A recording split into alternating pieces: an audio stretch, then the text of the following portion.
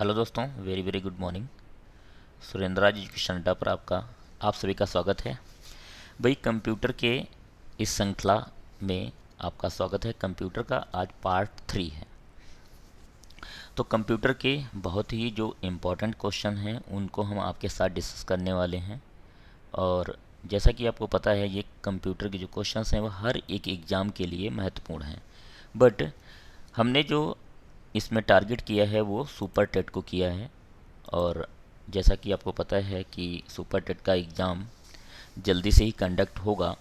Reason ये है क्योंकि आपका टेट हो चुका है, और अगर बात की जाए सी टेट, इनके भी रिजल्ट्स आ चुके हैं। तो दोस्तों, ये जो श्रृंखला हमने स्टार्ट की है, पार्ट 1, पार्ट 2, पार्ट 3, ऐसे ही कई सारे पार्ट्स आएंगे। इसमें हम 15 क्वेश्चन लेकर चलते हैं और बहुत ही इंपॉर्टेंट क्वेश्चन होते हैं, ध्यान रखिएगा। लेकिन हाँ, एक बेसिक कैटेगरी क्वेश्चन होते हैं, बहुत ही एडवांस नहीं होते हैं, जिन्हें केवल समझना रहता है। ठीक है, तो चलिए भाई, वीडियो को फटाफट आप लोग शेयर कर दीजिए। और यदि अभी तक आपने चैनल को सब्सक्राइब नहीं किया है तो चैनल को सब्सक्राइब कर लो, वीडियो को लाइक कर दो और शेयर कर दो।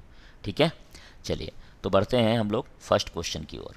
तो पहला क्वेश्चन आपके सामने स्क्रीन पे दिख रहा है।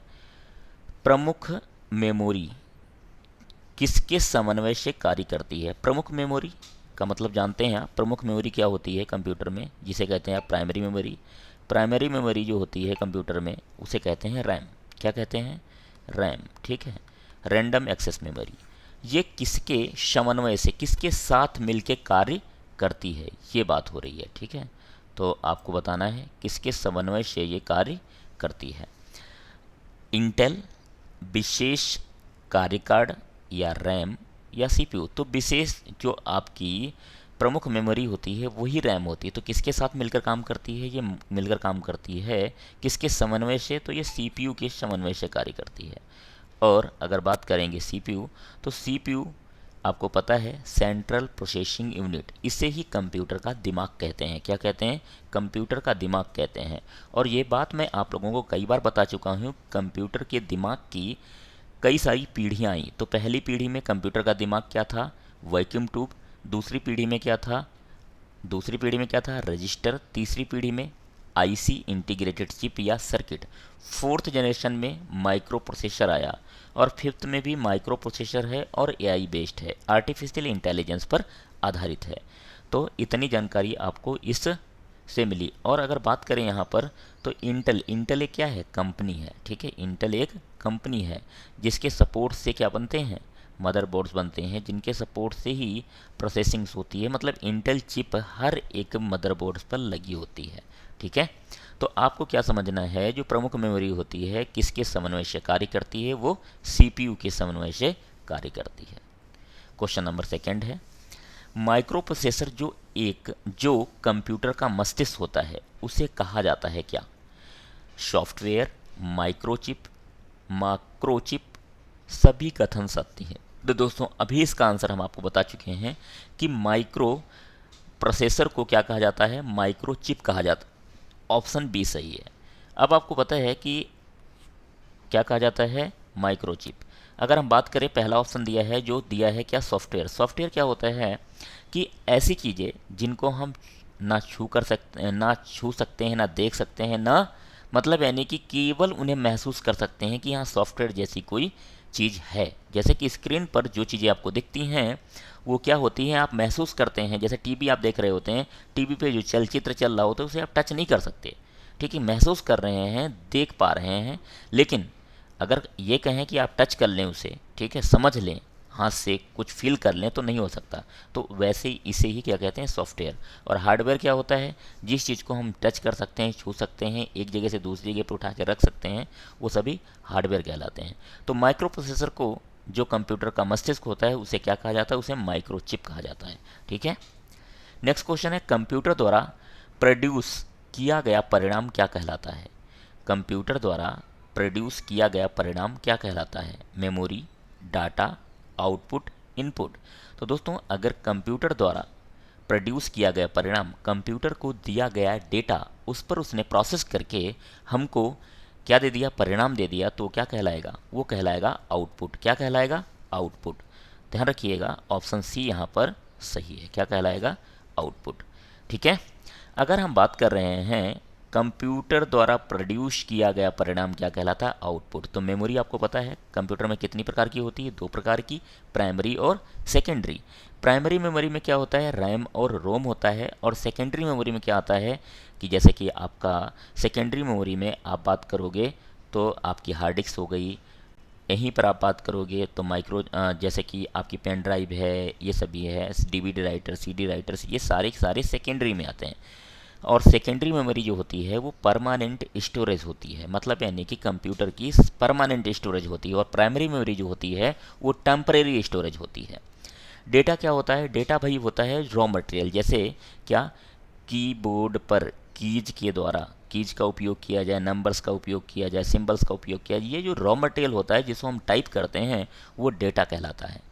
आउटपुट आपको पता है जब आप डेटा कंप्यूटर को देते हो प्रोसेस करने के बाद जो हमें रिजल्ट देता है, जैसे कि 2+2 लिखा है इक्वल टू 4 आ गया, तो ये उसका क्या है? रिजल्ट है। ठीक है, इसे हम क्या कहेंगे? आउटपुट कहेंगे। इनपुट क्या है? जब कंप्यूटर को 2+2 आप टाइप करके देते हो, ये सारा इनपुट कहलाता है। इनपुट डिवाइसेस होती हैं, आउटपुट डिवाइसेस होती हैं। तो इनपुट डिवाइसेस वो डिवाइसेस जिनसे हम कंप्यूटर को डेटा प्रोवाइड कराते हैं, कंप्यूटर को अपनी बात पहुंचाते हैं, वो सारी सारी डिवाइसेस क्या कहलाती हैं? इनपुट डिवाइसेस कहलाती हैं। और आउटपुट डिवाइसेस वो डिवाइसेस जिनसे हमें डेटा प्राप्त होता है, जैसे मॉनिटर है, आपका मॉनिटर का डिस्प्ले, जैसे कि आप बात करोगे प्रिंटर हो गया, ठीक है, और मोबाइल फ़ोन का टच स्क्रीन हो गया। ऐसी ही बहुत सारी डिवाइसेस हैं जिन पर आपको डेटा सॉफ्ट कॉपी और हार्ड कॉपी दोनों पर प्रोवाइड होता है। ठीक है, चलिए क्वेश्चन नंबर 4 पे चलते हैं। इनपुट का आउटपुट में रूपांतरण किया जाता है। इनपुट का आउटपुट में रूपांतरण किया जाता है किसके द्वारा? ये तो मेमोरी द्वारा, सीपीयू द्वारा, इनपुट और आउटपुट द्वारा, फेरिफेरस द्वारा। तो दोस्तों इसका भी आंसर आपको पता होगा अच्छे से कि इनपुट का आउटपुट में रूपांतरण किसके द्वारा किया जाता है? सीपीयू के द्वारा किया जाता है, सेंट्रल प्रोसेसिंग यूनिट के द्वारा किया जाता है। ठीक है।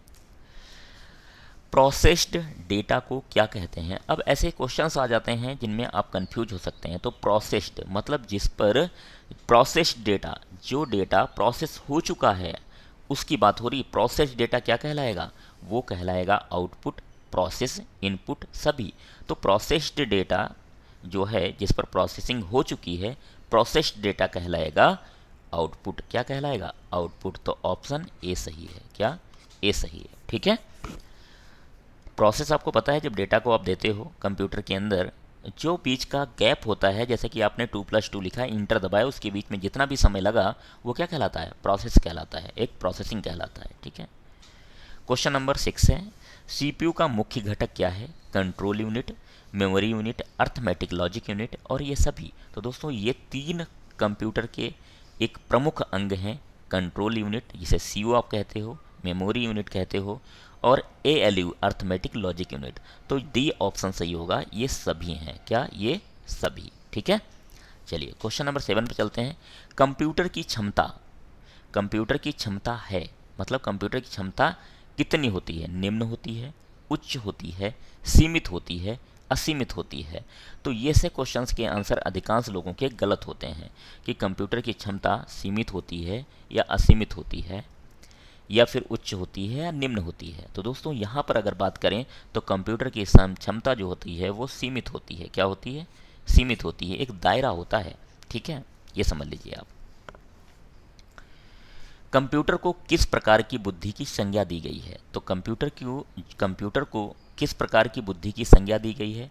मानव, कृत्रिम, शुद्ध, अन्य। तो इसका आंसर सबको पता होगा, कृत्रिम बुद्धि की क्या दी गई है? संज्ञा दी गई है। क्या? कृत्रिम बुद्धि। बी आंसर यहाँ पर सही है। ठीक है। मानव की स्मरण शक्ति कंप्यूटर की तुलना में होती है मतलब कितनी होती है? सामान्य होती है, उच्च होती है, निम्न होती है या औसत होती है? मनुष्य की स्मरण शक्ति कंप्यूटर की तुलना में कितनी होती है? उच्च होती है मतलब सामान्य होती है, उच्च होती है, निम्न होती है, औसत होती है। तो अगर बात की जाए दोस्तों तो यहाँ पर अगर बात करोगे तो सामान्य होती है। क्या? सामान्य होती है। ठीक है, जो स्मरण शक्ति है वो सामान्य होती है। मानव मन तथा कंप्यूटर में किसकी गति अधिक है? मानव मन तथा कंप्यूटर में किसकी गति अधिक है? कंप्यूटर, मानव मन, दोनों में बराबर होती है, इनमें से कोई नहीं। तो दोस्तों मानव मन की गति कंप्यूटर से अधिक होती है। ध्यान रखिए, जो मानव मन, जैसे कि मन है जो अपना, जो सोचने की एबिलिटी है, जो आप अभी अगर आप किसी प्लेस पर गए हो, वो चाहे आउट ऑफ इंडिया क्यों ना हो, ठीक है, अगर उसके बारे में आप इमेज बना ले तो आपको वो दृश्य दिखने लगता है। तो मानव मन की गति जो होती है कंप्यूटर से अधिक होती है। ईडीपी क्या है? ईडीपी क्या है? Electronic data power, electronic data personal, electronic data parts, electronic data processing. तो दोस्तों यहाँ पर आंसर जो सही है, ईडीपी का फुल फॉर्म क्या है? तो इलेक्ट्रॉनिक डेटा प्रोसेसिंग है। क्या? Electronic data processing. ठीक है, चलिए क्वेश्चन नंबर 12 पर। कंप्यूटर में सूचना किसे कहा जाता है? कंप्यूटर में सूचना किसे कहा जाता है? डेटा को, संख्याओं को, एकत्रित डेटा को। तो दोस्तों अगर बात करें सूचना, सूचना मतलब इंफॉर्मेशन, इंफॉर्मेशन किसे कहा जाता है? ठीक है, तो डेटा को, संख्याओं को, एकत्रित डेटा को या सभी को। तो अगर बात करेंगे तो सभी को, यहाँ पर अगर बात करें तो ये सभी को हम क्या कहते हैं? सूचना ही कहते हैं। ठीक है, कंप्यूटर में डेटा किसे कहा जाता है? कंप्यूटर में डेटा किसे कहा जाता है? तो चिन्हों को, संख्याओं को, दी गई सूचनाओं को, चिन्ह व संख्यात्मक सूचना को, दी गई सूचनाओं को। अब बात हो रही कंप्यूटर में डेटा किसे कहा जाता है? कंप्यूटर में डेटा किसे कहा जाता है? तो ये सेम क्वेश्चन मुझे लगा, कंप्यूटर में सूचना किसे कहा जाता है? इन सभी को।